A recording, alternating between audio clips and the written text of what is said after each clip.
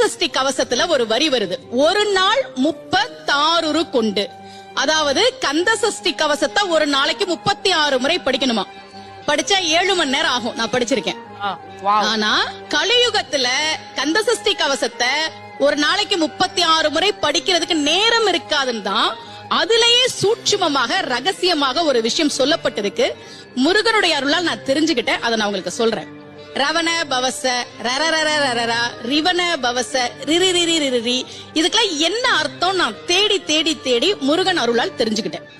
சரவண பவ முருகனுக்கான மந்திரம். இத 6 முறை சொல்லணும்.